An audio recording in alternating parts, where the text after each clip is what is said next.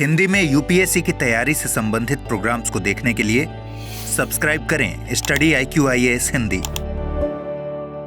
नमस्कार, बहुत बहुत स्वागत है आप सभी का स्टडी IQ IAS हिंदी में। मेरा नाम है अतुल जैन। तो भाई अभी कुछ दिनों पहले यूपीएससी ने 2025 के प्रीलिम्स का नोटिफिकेशन जारी किया और नोटिफिकेशन जारी होते ही उनके फॉर्म भरने की जो प्रक्रिया है सिविल सर्विसेज 2025 के लिए, यह फॉर्म भरने की प्रक्रिया प्रारंभ हो गई। अब जैसा कि हम लोग जानते हैं कि पिछली बार यूपीएससी में एक बहुत बड़ा घोटाला जिसको हम कह सकते हैं वो सामने आया था। जो घोटाला पूजा खेड़कर नाम की एक IAS अधिकारी को से जुड़ा हुआ था कि किस तरह से उन्होंने अपने डॉक्यूमेंट्स फ्रॉड किए, बहुत सारे गलत जानकारी अपलोड की और जरूरत से ज्यादा जितने उनकी वास्तविकता में उनको अटेम्प्ट मिलने चाहिए थे उससे ज्यादा बार अटेम्प्ट दे दिए वगैरह वगैरह, तमाम तरह की गड़बड़ियां उन्होंने करी। और यार मतलब कोई एक व्यक्ति ऐसी धांधली करता है, गड़बड़ी करता है, खामियाजा आने वाली पीढ़ियों को भुगतना पड़ता है। तो खामियाजा इस बार आप सबको यह भुगतना पड़ रहा है कि यूपीएससी ने आमतौर पे प्रीलिम्स के लेवल पर जो फॉर्म भरने की प्रक्रिया होती थी वो बड़ी आसान होती थी। मतलब पहले तक, आज से पिछले साल तक प्री लेवल पे आप जो फॉर्म भरते थे उसमें बहुत ही सिंपल सा फॉर्म होता था। लेकिन इस साल से यूपीएससी ने प्रारंभिक परीक्षा में भी आपसे बहुत सारे डॉक्यूमेंट्स मांगने शुरू कर दिए हैं। तो आमतौर पे यूपीएससी डॉक्यूमेंट्स आपसे मेंस के स्तर पे मांगता था, लेकिन इस बार क्या किया है, पहले ही चरण पे आपसे डॉक्यूमेंट मांगे गए हैं ताकि कोई भी व्यक्ति जो गलत तरह का, फर्जी तरह का डॉक्यूमेंट लेकर घूम रहा हो वो ये परीक्षा ना दे पाए। तो यार जब से ये नोटिफिकेशन आया है मेरे पास सवालों की भरमार हो गई है। मैं बहुत सारे सवालों के जवाब दे रहा हूं, ईमेल पर, चैट पर, इंस्टाग्राम पर, यहां वहां हर जगह। लेकिन उसके बाद भी मेरे ख्याल से कम 50 से ज्यादा संदेश मेरे को आए हैं। और आज मेरी स्टडी IQ IAS हिंदी की हमारी टीम से बात हो रही थी तो अन्य बहुत सारे अध्यापकों ने, बहुत सारे शिक्षकों ने यह कहा कि भाई हमारे पास भी सवाल आ रहे हैं कि ये क्या भरना है, वहां क्या भरना है। सभी लोग अपने अपने स्तर पे कुछ कुछ जवाब देने की कोशिश कर रहे हैं। तो एक विचार यह था, बहुत सारे आप लोगों ने सजेस्ट भी किया था कि एक वीडियो ही बना लिया जाए। तो एक वीडियो के लिए आज मैं आपको एक भरा हुआ फॉर्म दिखाऊंगा, ठीक है। तो ये वीडियो ये है, लेकिन जिस छात्र का ये फॉर्म है ये एक वास्तविक फॉर्म है, एक विद्यार्थी का। उस विद्यार्थी की पहचान गोपनीय रखेंगे हम। तो हमने उस विद्यार्थी के जो डेटा है उन सबको हमने कलर कर दिया है। मैं आपको पहले ही बता रहा हूं कि उस विद्यार्थी का जो वास्तविक डेटा है, क्योंकि एक वास्तविक फॉर्म है, किसी की निजी जानकारी है तो उसको ऐसे पब्लिश नहीं करना चाहिए। तो हम भाई उस विद्यार्थी का जो डेटा है उसको हम कलर कर चुके हैं। लेकिन फॉर्म में क्या क्या फील्ड्स हैं जो आपको भरने हैं, आपके काम के हैं, क्या क्या नियम है, वो आपको वहीं पर समझ में आ जाएंगे। तो ये 15-20 मिनट का वीडियो होगा। इसको अगर आप देख लेंगे तो फॉर्म में क्या भरना है क्या नहीं, आपके सारे डाउट क्लियर हो जाएंगे। फॉर्म भरने के साथ साथ अगर आपको तैयारी भी करनी है तो भाई याद रखिए हमारा जो SIP बैच है जो कि शनिवार से शुरू हुआ था, उस पे जो सेल लगी है, सेल की आज लास्ट डेट है। AJ लाइव कोड लगा के 3999 में आप प्राप्त कर सकते हैं। बहुत ही इंपॉर्टेंट है कि भाई 2025 के लिए बहुत ही कम दिन बचे हैं और अगर आप अभी सही से एकदम तैयारी कर पाएंगे तो फिर आप जो है बहुत ही अच्छे तरीके से आपके प्रीलिम्स में सिलेक्शन के आसार बढ़ जाएंगे। आज ही जुड़ जाइए, केवल 3999 में आपको यह कोर्स प्राप्त हो सकता है। चलिए साहब, ये वो फॉर्म है जिसकी मैं बात कर रहा हूं। तो यहां पर आप देख सकते हैं बहुत सारी चीजें जो हैं उनको मैंने कलर कर दिया है। ये विद्यार्थी है एक, उस विद्यार्थी ने अपना डेटा भरा है, अपना आंकड़ा भरा है। आपका आंकड़ा इससे अलग हो सकता है, लेकिन तब भी एक एक करके, ये लंबा फॉर्म है, 20 पेज का फॉर्म है, बहुत सारी चीजें इसमें बेकार की भी है जो ऑब्वियस हैं। तो मैं जल्दी जल्दी आपको बताता चला जाऊंगा। यहां पर थोड़ा सा इसको जूम भी कर लेते हैं ताकि आप लोग आसानी से देख पाएं। तो ये OTR, ये वो डेटा है जो आपका वन टाइम रजिस्ट्रेशन से निकाला जाएगा। याद रखिएगा, पहले आपको यूपीएससी की वेबसाइट पे वन टाइम रजिस्ट्रेशन करना है। ये वन टाइम रजिस्ट्रेशन यूपीएससी का फॉर्म भरना नहीं है, ये याद रखिएगा। ये गलती मत कर दीजिएगा कि आपने OTR फॉर्म भरा, आपको लगा बस आपका फॉर्म भर गया। OTR एक तरह से ऐसा है जैसे आपने मान लो कहीं पर अकाउंट बनाया है, आपने यूपीएससी वेबसाइट पर अपना अकाउंट बनाया है बस। तो आगे जाके आप यूपीएससी का जब भी कोई एग्जाम देंगे, भले ही वो सिविल सर्विसेज हो, भले यूपीएससी द्वारा कंडक्ट किया जाने वाला कोई अन्य एग्जाम हो, तो वहां पे आपका ये OTR डेटा अपने आप चला जाएगा। लेकिन OTR भरना, OTR अपना पूरा कर देना, इसका मतलब यह नहीं है कि आपने सिविल सर्विसेज का फॉर्म भर दिया है। यह गलती मत कीजिएगा। तो OTR से आपका क्या क्या आएगा, आपका नाम आएगा। नाम में याद रखिए कि जो आपके स्कूल लीविंग सर्टिफिकेट में 10वीं क्लास के आपके सर्टिफिकेट में जो आपका नाम है वही नाम आपको भरना है। 10वीं क्लास में जो आपका नाम लिखा है, भाई कई सारे विद्यार्थियों के मेल आ रहे हैं, सर मेरा सरनेम नहीं था उसमें, या मेरे नाम में बीच में कुमार लिख दिया गया था। तो इस तरह की गलतियां हमारे यहां होती हैं, बहुत सारे बच्चों के साथ होती है। लेकिन यार जो आपके 10वीं क्लास के सर्टिफिकेट पे नाम है, कृपया वही नाम लिखिए। कोई भी अपना जो है मिस्टर, श्री वगैरह वगैरह इस तरह की चीजें जो है ये सब आप ना करें। आपको एकदम सीधा, मेरा नाम अगर अतुल जैन है तो मैं अपना नाम सिंपल अतुल जैन लिखूंगा, बात खत्म। इसके अलावा आपको कुछ नहीं करना। क्या आपने कभी अपना नाम बदला है? मेरे ख्याल से किसी ने नहीं बदला होगा, तो अगर बदला है तो आप हां भर दीजिए। उसमें आपसे आपका पिछला नाम पूछा जाएगा, वो भर दीजिएगा, लेकिन इसका जवाब सबका नहीं ही होता है। आपको अपना जेंडर भरना है, इसमें तो कोई डाउट नहीं है। जन्म तिथि भरनी है, जन्म तिथि भी आपकी भाई कई लोगों की वास्तविक अलग होती है, सर्टिफिकेट पे अलग होती है, वास्तविक क्या है उससे कोई मतलब नहीं है। वही 10वीं क्लास का आपका जो सर्टिफिकेट है, आपके भाई भले बर्थ सर्टिफिकेट पे कुछ और हो, आधार पे कुछ और, वो एक अलग चीज है, लेकिन आपके 10वीं क्लास के सर्टिफिकेट पे जो आपकी जन्म तिथि है वही आप भरेंगे। पिता का नाम फिर से वही जो 10वीं क्लास के सर्टिफिकेट पे है वही भरेंगे। पिता के नाम के आगे कोई श्री, श्रीमान, मिस्टर, डॉक्टर ये सब ना लगाएं। आप अपने पिताजी की इज्जत करते हैं, बहुत अच्छी बात है, लेकिन कृपया फॉर्म में इज्जत ना करें। फॉर्म में जबरदस्ती उनके नाम में श्री, डॉक्टर ये सब ना लगाएं, ठीक है, ये बात क्लियर है। माताजी का नाम फिर से वही, आपको 10वीं क्लास का सर्टिफिकेट जो है वहां पर जो लिखा गया है वही आपको भरना है। उनके नाम में भी कोई श्रीमती वगैरह वगैरह ये सब, डॉक्टर ये सब ना लगाएं अपनी माताजी के नाम के आगे भी, ठीक है। अल्पसंख्यक आप हैं, अगर हैं तो आपको हां भरना है। मोबाइल नंबर अपना भरिए, जो आपका अभी करंट मोबाइल नंबर जो आप यूज करते हैं। ईमेल आईडी अपना भरिए। एक वैकल्पिक ईमेल आईडी भी यूपीएससी पूछती है, तो एक मान लीजिए आप एक ईमेल आईडी यूज करते हैं और एक आप अपने माता पिता, भाई बहन किसी और की दे दीजिए वैकल्पिक ईमेल आईडी, कि अगर मान लीजिए आपकी ईमेल आईडी से संपर्क नहीं हो पाता है तो दूसरी पे चला जाएगा। लेकिन किसी ऐसे की ही दीजिएगा जिस पे आप भरोसा करते हो, कोई जिससे आपकी शत्रुता हो ऐसे आदमी की मत दे देना दूसरी ईमेल आईडी। वैकल्पिक ईमेल आईडी बेहतर यह है अपनी ही एक और बना लो, या फिर अपने किसी परिवारजन की दे दो, अपने माता पिता की, भाई बहन की, किसी परिवारजन की दो, वो जरूरी है, ठीक है, वो बेहतर रहेगा, ठीक है। चलिए यहां तक तो ओटीआर आ गया। ओटीआर के बाद अब ये यहां से आपका ये तो डेटा आपका ओटीआर से। अच्छा, ऐसी वैकल्पिक मोबाइल नंबर भी है, घर परिवार के किसी व्यक्ति का मोबाइल नंबर दे दो ताकि आपसे संपर्क ना हो पाए तो उनसे किया जा सके, ठीक है। अब आते हैं दूसरे एप्लीकेशन डिटेल्स पे। नागरिकता कोई डाउट नहीं है, वैवाहिक स्थिति कोई डाउट नहीं होना चाहिए, शादी हुई कि नहीं हुई ये तो आपको पता ही होगा। अगर शादी हो गई तो आपका जो जीवन साथी है उसकी राष्ट्रीयता क्या है ये आपको बताना है, वो भारतीय है कि कहीं बाहर के हैं। अगर आप जो है किसी विकलांग कैटेगरी से हो तो आपको यहां बताना है। अगर आप जैसे जिस छात्र का ये फॉर्म है वो ओबीसी छात्र हैं तो उन्होंने यहां ओबीसी भरा है। तो अगर आप जनरल कैटेगरी के हैं तो आप जनरल भरिए, अनुसूचित जाति के हैं तो वो भरिए, अनुसूचित जनजाति के हैं तो वो भरिए, ठीक है। और आप जैसे ओबीसी के लिए क्या है यार, ये ओबीसी के लिए क्रीमी लेयर नियम है, तो भाई क्रीमी लेयर से पूछा आप है, इन्होंने नहीं लिखा है।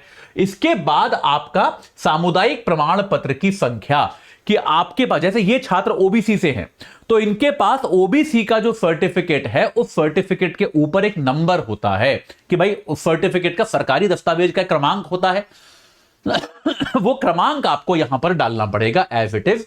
और जिसका दस्तखत है, जैसे ओबीसी के सर्टिफिकेट पे इनके तहसीलदार का, इनके इलाके का जो तहसीलदार होगा उसका दस्तखत है, ठीक है। तो आप भाई तहसीलदार, जो भी आपका पदाधिकारी हो जिसका दस्तखत है उसका लिखिए।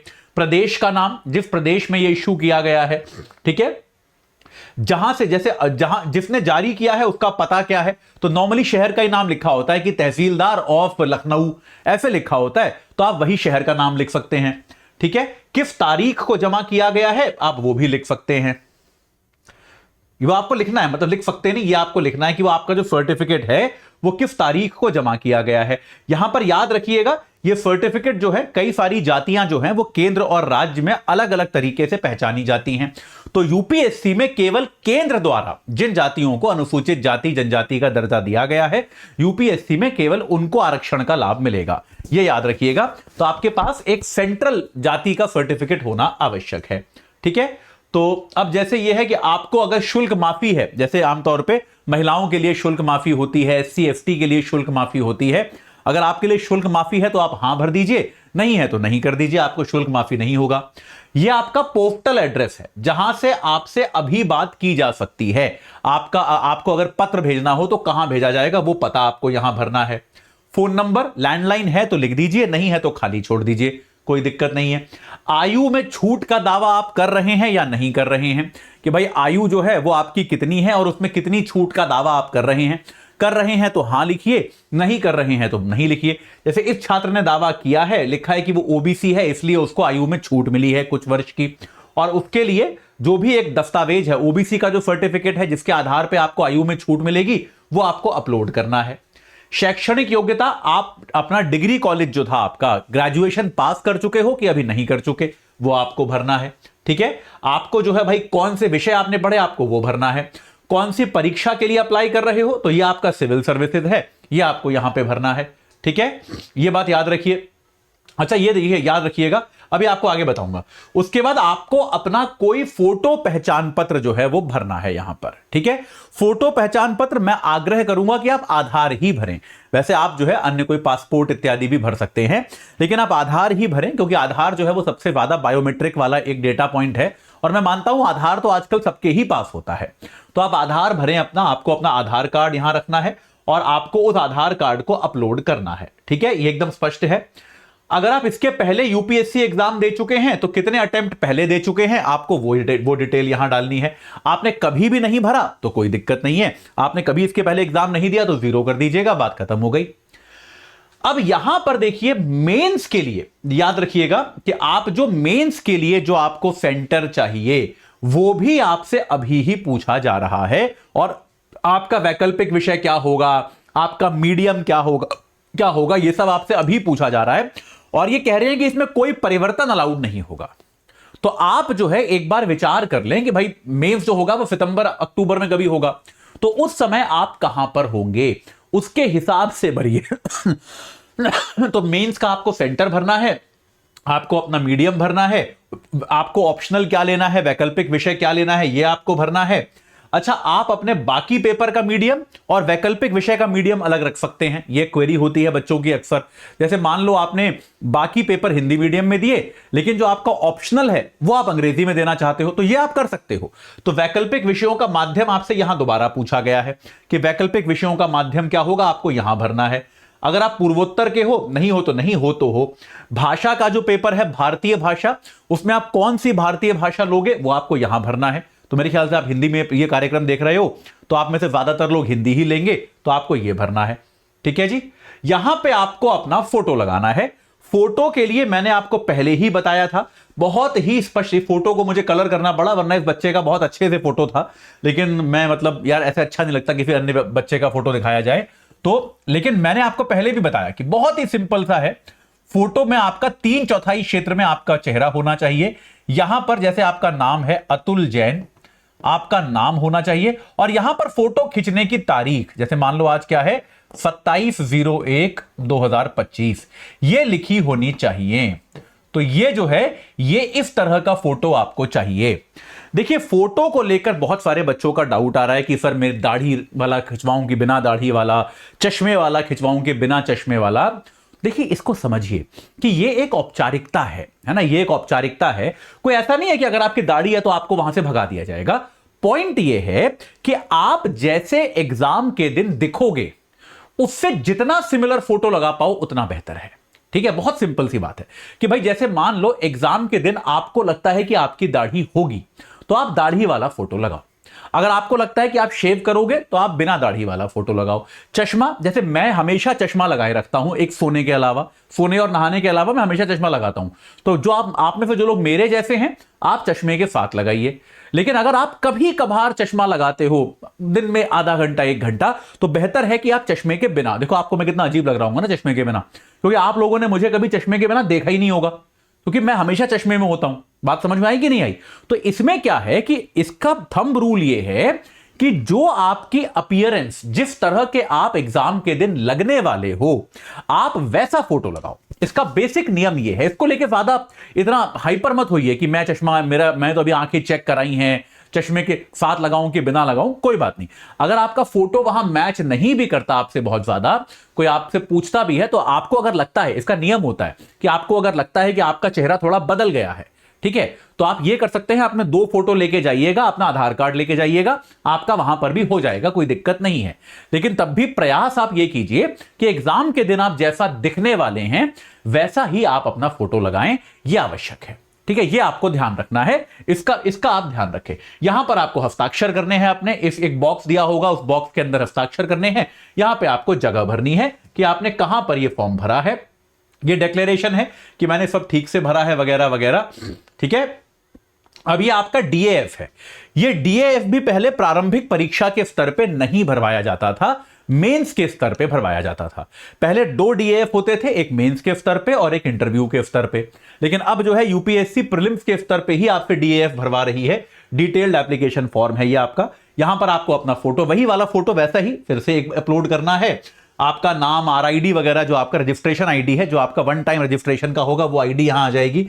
आप अपना नाम भरेंगे, अपना ईमेल आईडी, मोबाइल नंबर यहां देंगे, अपनी जन्मतिथि, एज, रिलैक्सेशन, सारी चीजें वही हैं। आपका पता, मोबाइल नंबर, देखिए आप देख सकते हैं आपका ये सारी चीजें। परमानेंट एड्रेस, अगर आपका परमानेंट एड्रेस वही है जहां आप रहते हैं तो आप वही दोबारा भर दीजिए, कोई ज्यादा चिंता की बात नहीं है। आप अपना लिंग, शादी का स्टेटस, नागरिकता, आपकी मातृभाषा क्या है, भारत में पैदा हुए तो आपका पता क्या है, ये सारी चीजें ये आप देख सकते हैं। यहां पे तो बहुत नियम कायदे लिखे हैं। वही आपका सर्टिफिकेट नंबर जो है, आप भाई क्या क्या सर्टिफिकेट आपको मिला है, वो सारी चीजें आपको भरनी है कि आपकी जाति का सर्टिफिकेट वगैरह वगैरह क्या है, आप विकलांगता की श्रेणी में आते हैं कि नहीं, ये सारी चीजें आपको भरनी है। ठीक है, तो आप कभी जो है पहले किसी एग्जाम में विकलांग की तरह आपने एग्जाम दिया है कि नहीं, ये सारी चीजें आपको भरनी है। इसमें कोई खास समस्या वाली बात नहीं है। भाई देखो, ये वही सारा डिटेल आपको दोबारा भरना है कि ज्योग्राफी आपका जो भी, आपका इस बच्चे का ऑप्शनल ज्योग्राफी है, आपका जो भी हो आप वो भरें। आपकी माता का नाम, पिता का नाम, माता पिता का काम, पिताजी क्या काम करते हैं, माताजी क्या काम करती हैं, पिताजी किसी सरकारी पद पर रहे हैं कि नहीं रहे हैं, यह आपको भरना है। पिताजी की वार्षिक आय कितनी रही है, वो आपको भरना है। पिताजी का पता भरना है, माताजी का पता भरना है, वगैरह वगैरह। ये क्या हो गया?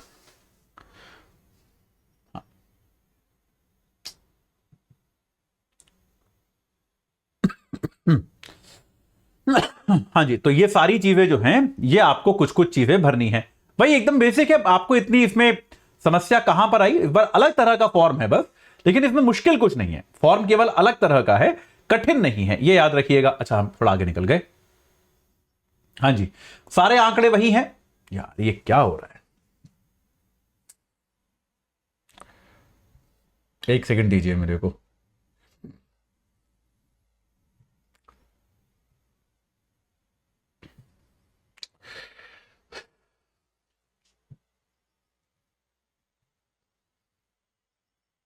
लेकिन अभी तक समझ में आ रहा है? अभी तक कोई भी चीज ऐसी लगी जो ऐसा लगा यार ये तो इनकॉम्प्रिहेंडेबल है, ये पता नहीं क्या है, समझ ही नहीं आया? ऐसा तो कुछ भी अभी तक नहीं लगा होगा मेरे विचार में। ऐसा तो कुछ भी नहीं है ना अभी तक जिसको देखकर ऐसा लगा हो कि यार ये तो पता नहीं क्या ही चीज है, इसका मैं क्या ही करूं। क्योंकि ऐसा कुछ है भी नहीं। मतलब एक मुझे ऐसा लग रहा है कि फॉर्म इस बार थोड़ा अलग तरीके का है, इसलिए इसको लेकर एक ज्यादा चर्चा चल रही है, ज्यादा इसको लेकर एक हवा जैसा बनाया गया है। थोड़ा अलग है फॉर्म इस बार, क्योंकि ज्यादा डिटेल मांगे और उसका पूरा श्रेय हम जो है पूजा खेड़कर को दे सकते हैं कि भाई उनके कारण जो है फॉर्म इस बार थोड़ा जटिल बनाया गया है, थोड़ा लंबा बनाया गया है, हर साल से थोड़ा सा अलग तरीके का बनाया गया है। लेकिन उसमें ऐसा कुछ कठिनाई नहीं है, मतलब मेरे विचार में ऐसा कुछ नहीं है। और इन चीजों को लेकर बहुत ज्यादा डरने की भी आवश्यकता नहीं। आत्मविश्वास के साथ फॉर्म भरिए, आत्मविश्वास के साथ भरेंगे सब ठीक ही भरा जाएगा। यार ऐसा क्या ही है। किसी किसी दिन ये बोर्ड जो है, अब इसको हो गए 2 साल से अधिक, और ऐसा लगता है कि इसका समय जो है पूरा हो चुका है। किसी भी टेक्नोलॉजिकल इंस्ट्रूमेंट के साथ जो है वो ऐसा बहुत आमतौर पे होने लगता है। लेकिन चलिए, इसको बदलने की प्रक्रिया अब शुरू करनी पड़ेगी, ऐसा लगता है। अब बहुत परेशान करने लगा है ये बोर्ड कभी कभी ना, आप लोगों को भी करता होगा, मुझे भी करने लगा है। चलिए, तो आपके पिताजी का पोस्टल एड्रेस, माताजी का पोस्टल एड्रेस वगैरह वगैरह, ये सारी चीज वही है कि भाई देखो आपने जो एजुकेशनल क्वालिफिकेशन जो आपके पास है, जहां से आपने ग्रेजुएशन किया है, वो ग्रेजुएशन आपने कहां से किया है, उसमें आपकी जो डिग्री है, एजुकेशन की डिग्री, उस पे आपका रोल नंबर क्या है, आपको डिग्री किस दिन इश्यू हुई, डिग्री किसने इश्यू करी, डिग्री के नीचे हस्ताक्षर होते हैं ना कि इस विश्वविद्यालय के रजिस्ट्रार ने इश्यू करी, डायरेक्टर ने इश्यू करी, किसने इश्यू करी, ये आपको बताना होगा। ठीक है, ये आपके एजुकेशनल क्वालिफिकेशन है, 10वीं 12वीं बीएससी जो भी इस बच्चे ने किया है, आप देख सकते हो। तो भाई ठीक है, ये किसी दूसरे छात्र का है, आपका नहीं है, तो आपको अपना भरना है। यहां पर जो भी है आपको अपनी डिटेल भरनी है, शैक्षणिक डिटेल, ज्यादा कुछ इसमें समस्या वाली बात है नहीं। ठीक है, वर्ष भरना है, किस साल पास आउट हुए, किस साल आप निकले, किस साल आपने डिग्री खत्म की वो भरना है, किस साल घुसे ये नहीं भरना है। एम्प्लॉयमेंट कभी किया है, कुछ अपना काम किया है, कभी आपका यूपीएससी में किसी एग्जाम में सिलेक्शन हुआ है या नहीं। अच्छा एक डाउट, इसके पहले कभी आप प्री दिया है कि नहीं? तो अगर आपने नहीं दिया फिर तो आप नो भर दो, बात खत्म हो गई।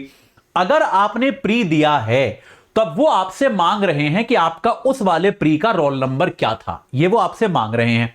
तो अभी परसों मुझे 2 विद्यार्थियों का मेल आया था कि सर रोल नंबर तो याद नहीं है, अब मिल भी नहीं रहा, मैं क्या करूं, कहां से भरूं? तो उसके लिए समाधान दिया है, आप लोग फॉर्म ध्यान से पढ़ नहीं रहे, समाधान दिया हुआ है उसी में।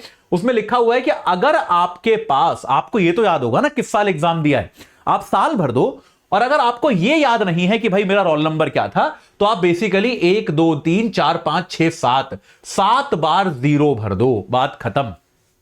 ये यूपीएससी ने समाधान दिया हुआ है फॉर्म में यार। आप इतना डर जाते हो ना फॉर्म भरते हुए कि जो चीजें लिखी हुई है उनको भी नहीं पढ़ते। ये सीधा माफ कीजिएगा, सीधा सीधा फॉर्म में लिखा हुआ है कि अगर आपको आपका वर्ष याद है लेकिन रोल नंबर नहीं याद, तो कोई डरने की बात नहीं है, आप 7 बार 0 भरो और आगे बढ़ो यार, उसमें क्या दिक्कत है? साफ साफ लिखा है जैसे इस विद्यार्थी ने किया, 7 बार 0 भरा और बच्चा आगे बढ़ा कि ठीक है यार मैंने दिया था 2019 में, अब याद थोड़ा ना क्या रोल नंबर था, 5 साल हो गए या 6 साल हो गए 2019 को, तो नहीं याद है बच्चे को, तो उसने 7 बार 0 भरा और बच्चा आगे बढ़ा। आप भी ये कर सकते हो कि भाई आप जो है, अगर आपको रोल नंबर नहीं याद है तो आप 7 बार 0 भरो, आगे बढ़ो। कभी आपका चयन होकर आपको पद का आवंटन हुआ है, नहीं हुआ तो आप नहीं भर दो, हां हुआ तो आपको डिटेल भरना पड़ेगा। आपको यूनिवर्सिटी वगैरह में कहीं कोई मेडल मिले हैं कि नहीं, यह आपको बताना पड़ेगा। ठीक है, तो भैया ये जो है ये भरिएगा ध्यान से। जिस भी बच्चे ने ये फॉर्म भरा है बहुत अच्छे से भरा नहीं है, चलिए आपको मेडल वगैरह, स्पोर्ट्स, एनसीसी, कभी आपने स्कूल कॉलेज में कोई लीडरशिप पोजीशन आपको मिली हो, आप अपने स्कूल के कैप्टन रहे हो, क्रिकेट टीम के, कल्चरल एक्टिविटी में कहीं कैप्टन रहे हो वगैरह वगैरह, तो वो सब यहां भरो। और इसके अलावा आपकी एक्स्ट्रा करिकुलर एक्टिविटीज और हॉबीज क्या है, यहां पर भी इस बच्चे ने खाली छोड़ा है, ये मत कीजिए, क्योंकि ये जो फॉर्म होगा ये आपका इंटरव्यू में प्रयोग होगा। ठीक है, तो थोड़ा सा सोच समझकर अपनी हॉबीज भरिए। अब देखिए हॉबीज में एकदम सफेद झूठ मत बोल दीजिएगा, ऐसा मत, क्योंकि आपकी हॉबीज से आपसे सवाल 100% पूछे जाएंगे इंटरव्यू तक। अगर आप इंटरव्यू तक पहुंचे तो आपकी हॉबीज से 100% आपसे इंटरव्यू में सवाल पूछे जाएंगे। तो अगर आपने कुछ भी नहीं भरा हॉबी, तो मतलब ये एक खराब इंप्रेशन देता है इंटरव्यूअर को कि यार ये मतलब पर्सनैलिटी नहीं इस आदमी की, यार कुछ ये आके बैठा है, इसका तो कोई हॉबी नहीं है। कुछ तो हॉबी भरो। हां, लेकिन ये है कि आपने भर दिया मेरी हॉबी है ट्रैवलिंग, और आप आज तक बस एक बार जो है दिल्ली गए हो, तो वो फिर उचित नहीं है ना। आप अपनी हॉबी जो है उस हिसाब से भरो जिसकी आपकी जानकारी हो। अगर आप किताबें पढ़ना हॉबी लिखते हो तो आपको किस तरह की किताबें पढ़ना, कौन आपके फेवरेट लेखक हैं, अभी टाइम मिलेगा आपको इन सब की तैयारी करने का। अच्छा, 50 हॉबी मत भरना, 1-2 हॉबी भरो और ढंग की भरो। ठीक है, एकदम ये नहीं कि टीवी देखना कोई हॉबी नहीं होती, ये याद रखिएगा। तो अगर आपने लिख दिया टीवी देखना, तो भाई वो टीवी पे आपसे इतने सवाल पूछ लेगा कि कौन सी वेब सीरीज देखी, क्या देखी, कौन कौन सी बढ़िया वेब सीरीज आई, सब पूछ लेगा। तो ये सब जो है ढंग की हॉबी भरो, और जो भरो उसके बारे में जानकारी रखो, ये अपने आप में आवश्यक है। अगर ये आपने नहीं किया तो ये दिक्कत है। सेवाएं, ये जो आपको ऑर्डर ऑफ प्रेफरेंस में भरना पड़ेगा, ये भी पहले बाद में भरवाया जाता था, अब प्रीलिम्स के लेवल पे भरवाने लगे हैं। भारतीय प्रशासनिक सेवा, विदेश सेवा, पुलिस सेवा, ऑडिट, अकाउंट, ये वो, राजस्व सेवा।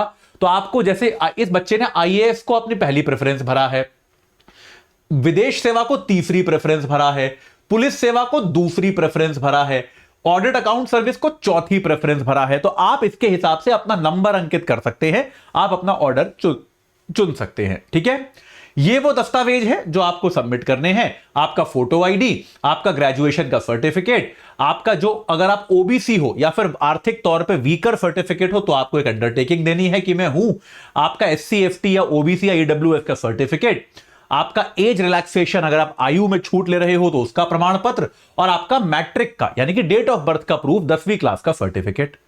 बस बात खत्म हो गई। ये ओबीसी का दस्तावेज है भाई, अगर आप ओबीसी है तो आपके लिए एप्लीकेबल है। जो आपका ओबीसी अगर आप तो आपको बहुत सिंपल सा डेटा है ये भरना है कि आप ओबीसी हैं। इसमें आपकी आय वगैरह भी मेरे ख्याल से पूछी होगी इन्होंने कहीं कहीं पर, हाँ ये आपकी आय पूछी है, ये तय करने के लिए कि आप क्रीमी लेयर तो नहीं है, और आप जो है इस तरह से यहां पर एक ये अंडरटेकिंग है, इसके नीचे आपको हस्ताक्षर करने हैं। बात खत्म हो गई। यहां पर आप डिक्लेयर कर रहे हैं कि आपने नियम कायदे पढ़ लिए हैं सारे, आपने हस्ताक्षर कर दिए, हो गया फॉर्म। क्या मुश्किल लगा इसमें? इतना क्या हुआ बनाया है भाई इस बार फॉर्म का? थोड़ा अलग फॉर्म है, बहुत ज्यादा चीजें मांगी है, लेकिन शांत दिमाग से भरिए, इतना कंफ्यूज मत होइए, ठीक है? तो 2-3 चीजें याद रखने वाली हैं। पहली चीज कि आप जो है, सबसे जो मैं बार बार कह रहा हूं, जो आपका वन टाइम रजिस्ट्रेशन है वो यूपीएससी का फॉर्म नहीं है। पहली बात आपको यह याद रखनी है। ओटीआर के बाद यूपीएससी का फॉर्म शुरू होता है। दूसरा, आपको आपका आधार कार्ड अपलोड करना है, आधार कार्ड के नंबर का प्रयोग करना है। तीसरी बात, प्रीवियस फोटो जो है वो कृपया प्रिस्क्राइब्ड फॉर्मेट में ही भरें। दाढ़ी, चश्मा, इन चीजों की ज्यादा चिंता मत कीजिए, ठीक है? कोशिश कीजिए जैसा दिखेंगे वैसा ही फोटो डालिए। और अगली बात क्या है कि अगर आपने पहले कभी प्रीलिम्स दिया है, रोल नंबर याद नहीं है, तो आप जो है उसमें उसके रोल नंबर में 7 बार 0 भर दीजिए, ठीक है? इसके अलावा नाम, पिता का नाम, माता का नाम कृपया वही भरिए एग्जैक्टली जो आपके मैट्रिकुलेशन सर्टिफिकेट में, क्योंकि सबसे ज्यादा ईमेल मेरे को यही आ रहे हैं कि आधार कार्ड पे मेरे पिताजी के नाम की स्पेलिंग कुछ और है। होने दो, कोई बात नहीं। यहां पे साफ लिखा है कि मैट्रिकुलेशन के सर्टिफिकेट पे जो आपका नाम, जो आपका डेटा है वही आपको भरना है। तो इस नियम को आप फॉलो कीजिएगा। तो भाई ये था फॉर्म का एक स्ट्रक्चर। मुझे लगा एक वास्तविक फॉर्म आपको दिखा दूं। मैं नाम तो नहीं लूंगा जिस विद्यार्थी का है, लेकिन उस विद्यार्थी को बहुत बहुत धन्यवाद कि यार उसने अपना फॉर्म हमारे साथ साझा किया। अगर वो विद्यार्थी ये कार्यक्रम जो है देख रहे हैं तो उनको पता होगा कि ये उनका फॉर्म है। उन्होंने बहुत बड़े विद्यार्थी समुदाय की बहुत मदद की है ये फॉर्म मेरे साथ शेयर करके, हमारी टीम के साथ शेयर करके। तो भाई उनको बहुत बहुत धन्यवाद। और आपको कोई भी और डाउट हो तो आप कमेंट सेक्शन के माध्यम से पूछते रहिए, मैं उन सबका निराकरण करूंगा। जाते जाते फिर से बता दूं, एसआईपी कोर्स जो है भाई 25 तारीख यानी कि शनिवार से शुरू हुआ था। इंट्रो क्लास थी, आज शाम 6 बजे से पढ़ाई उसकी शुरू हो गई है। एजे लाइव कोड लगा के 3,999 रुपए में आप जुड़ सकते हैं। अपनी तैयारी को बिल्कुल सही आकार दे दीजिए, प्रीलिम्स की तैयारी एकदम रॉक सॉलिड हो जाएगी। इस बैच से तुरंत जुड़ जाइए। चलिए, इस चर्चा से जुड़ने के लिए आप सभी का बहुत बहुत धन्यवाद। हिंदी में यूपीएससी की तैयारी से संबंधित प्रोग्राम्स को देखने के लिए सब्सक्राइब करें स्टडी IQ IAS हिंदी।